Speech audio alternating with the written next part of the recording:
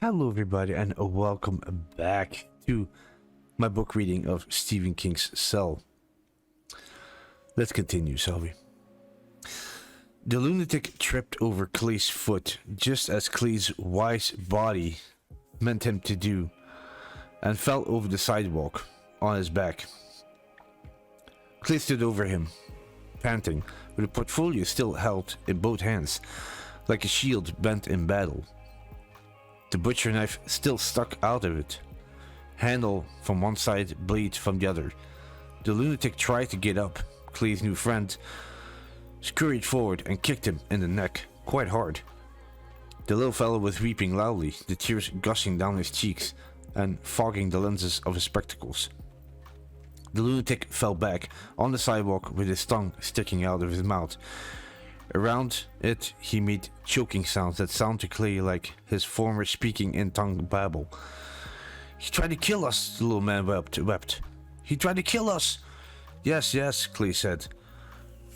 He was aware that he had once said yes to Johnny in exactly the same way back when they still called him Johnny G. And he'd come to them up the front walk with his scraped shins or elbows, wailing, "I got blood!" The man on the sidewalk, who had plenty of blood, was on his elbows, trying to get up again. Clay did the honor this time, kicking one of the guy's elbows out from under him and putting him back down on the pavement. This kicking seemed like a stopgap solution at best, and a messy one. Clay grabbed the handle of the knife, winced at the slimy feel of half-jellied blood on the handle. It was like rubbing a palm through cold bacon grease, and pulled. The knife came a little bit, then either stopped or his hand slipped. He fancied he heard his characters murmuring unhappily from the darkness of the portfolio, and he made a painful noise himself. He couldn't help it, and he couldn't help wondering what he was meant to do with the knife. If he got it out, stab the lunatic to death with it? He thought he could have done that in the heat of the moment, but probably not now.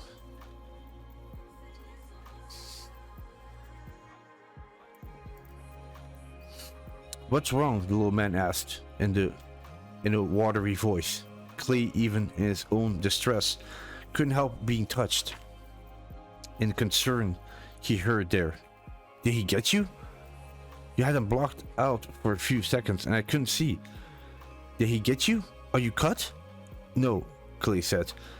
There was another gigantic explosion from the north, almost suddenly, surely from Logan Airport on the other side of Boston Harbor. Both of them launched their shoulders and winched. The lunatic took the opportunity to sit up and was scrambling to his feet when the little man in the tweed suit administered a clumsy but effective sideways kick, planting a shoe squarely in the middle of the lunatic's shredded thigh and knocking him back down. The lunatic roared and snatched at the little man's foot. He would have pulled the little guy over, then perhaps into a crushing embrace, had Clay not seized his new acquaintance by the shoulder and pulled him away. "He's got my shoe!" the little man yelped. Behind him, 2 more cars crashed. There were more screams, more alarms, car alarms, fire alarms, hardy, clanging burglar alarms. Sirens whooped in the distance. "Bastards got my..." Suddenly a policeman was there, one of the responders from across the street. Clay assumed as the policeman dropped to one blue knee beside the babbling lunatic, Clay felt something very much like love for the cop. That he'd take the time to come over here, that he even noticed. "You want to be careful of him," the little man said nervously. "I know what he is," the cop replied, and Clay saw the cop had his service automatic in his hand. He had no idea if the cop had drawn it after kneeling or if he had it out the whole time.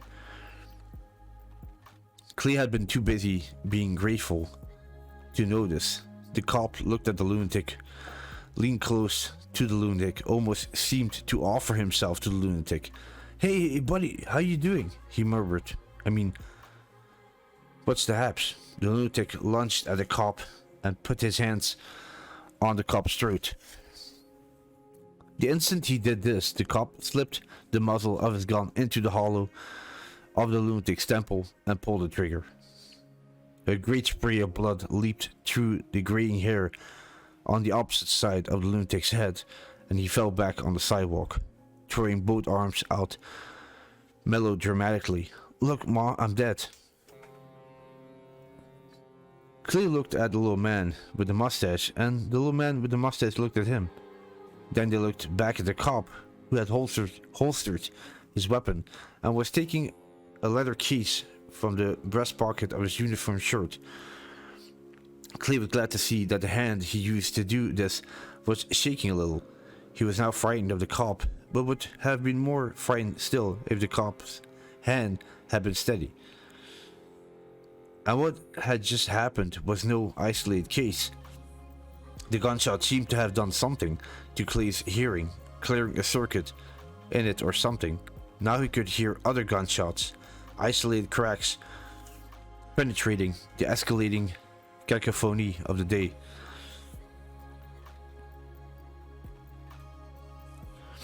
The cop took the card.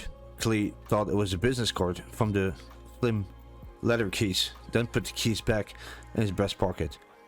He held the card between the first two fingers of his left hand, while his right hand once more dropped to the butt of his service weapon.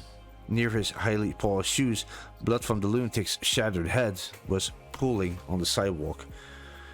Close by, Parachute Woman lay in another pool of blood, which was now starting to congeal and turn a darker shade of red.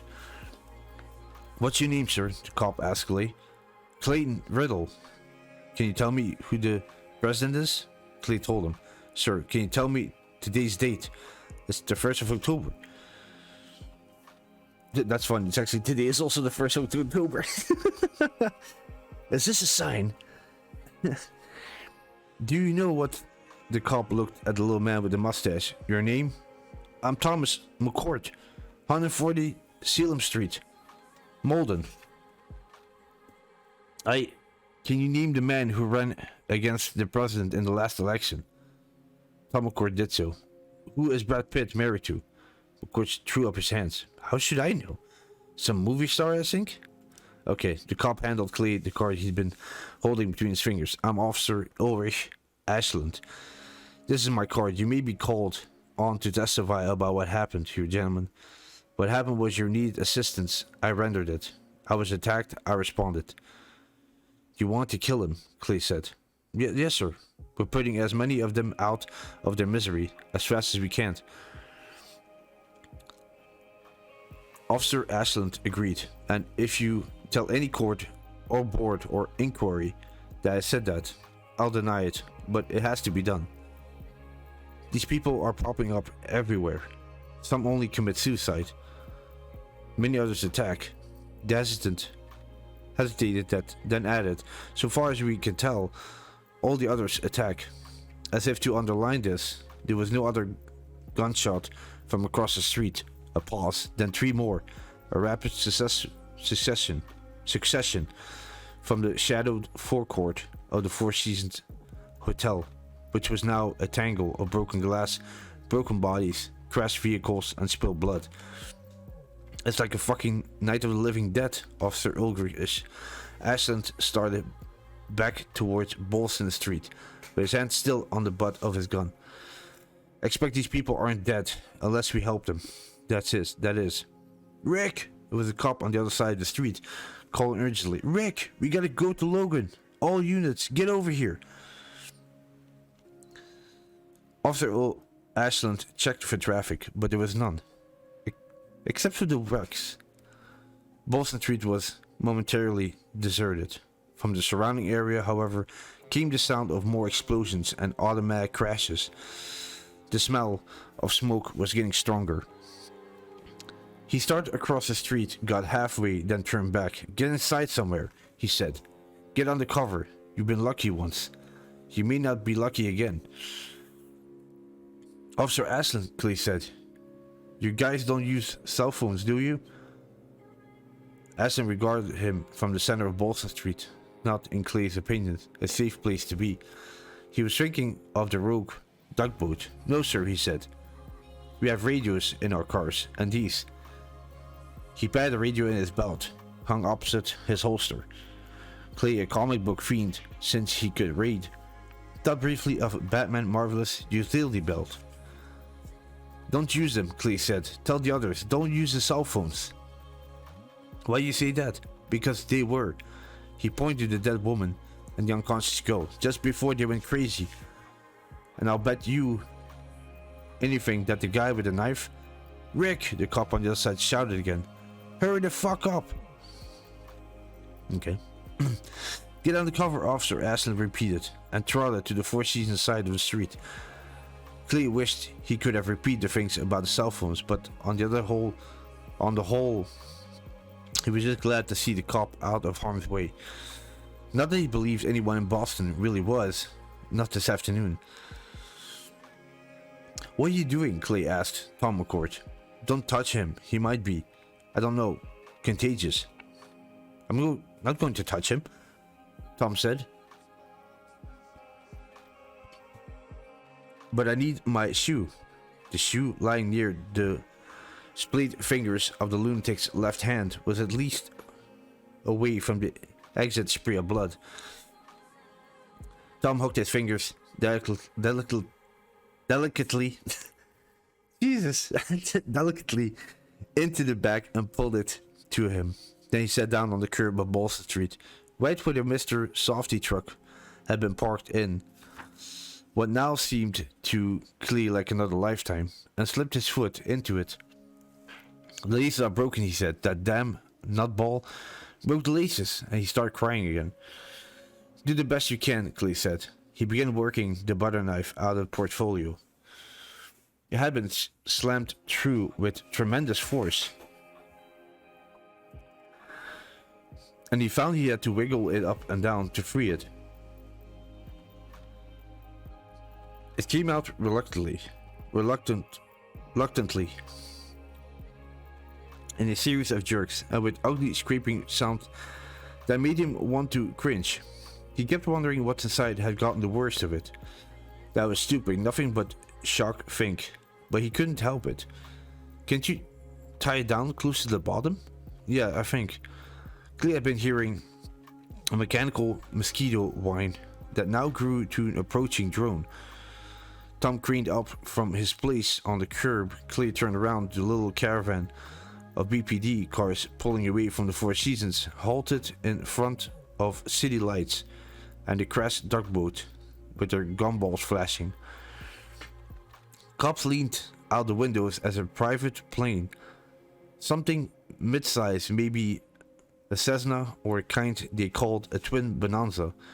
Clay didn't really know planes. Came cruising slowly over the buildings between Boston Harbor and the Boston Common, dropping fast. The plane banked drunkenly over the park, its lower wing almost brushing the top of one autumn bright tree, then settled into the canyon of Charles Street. As if the pilot had decided that that was a runway. Then, less than 20 feet above the ground, it tilted left and the wing on that side struck the facade of a great stone building. Maybe a bank on the corner of Charles and Beacon. Any sense that plane was moving slowly, almost gliding, departed in that instant. It spun around on the caught wing as savagely as a tetherball nearing the end of its rope, slamming into the red brick building standing next to the bank, and disappearing in bright petals of red-orange fire. The shockwave hammered across the park. Ducks took wings before it. Clay looked down and saw he was holding the butcher's knife in his hand. he had pulled it free while he and Tom McCord were watching the plane crash. He wiped it first one out, then the other one in front of his shirt, taking pains not to cut himself. Now his hands were shaking. Then he slipped it very carefully into his belt, all the way down to the handle. As he did this, one of the early comic book efforts occurred to him, a bit juvenile. It actually. "Joxer the pirate stands here at your service, my pretty one," he murmured. "What?" Tom asked. He was now beside Clay, staring at the bolting inferno of the airplane on the far side of Boston Common. Only the tail snuck out the fire on it. Clay could read the number LN6409B. Above it was what looked like some sports team logo. Then that was gone too. He could feel the first waves of heat begin to pump gently against his face. "Nothing," he told the little man in the tweed suit. "Leave us, Boogie." "Huh? Let's get out of here." "Okay." They started to walk along the southern side of the common, in the direction he'd been heading at 3 o'clock, 18 minutes and an eternity ago. Tom McCord hurried to keep up. He really was a very short man. "Tell me," he said, "do you often talk nonsense?" "Sure," Clay said. "Just ask my wife." And with this, I'm going to stop it here for this part. Yeah, very interesting. The whole part with the cop and everything, I really liked. The thing I start to notice is that Stephen King's writing sometimes goes very much into detail, like very small parts here and there, that it's almost like it's derailing it from the main story, and they throw so much detail in it that it gets distracted actually. And I noticed this also during the reading, that it loses my focus a little bit. But overall, I'm still looking forward to continuing this storyline and see where it goes. And yeah, thank you very much for listening. Hope you enjoyed it. And yeah, I'll catch you next one. Take care. Bye bye.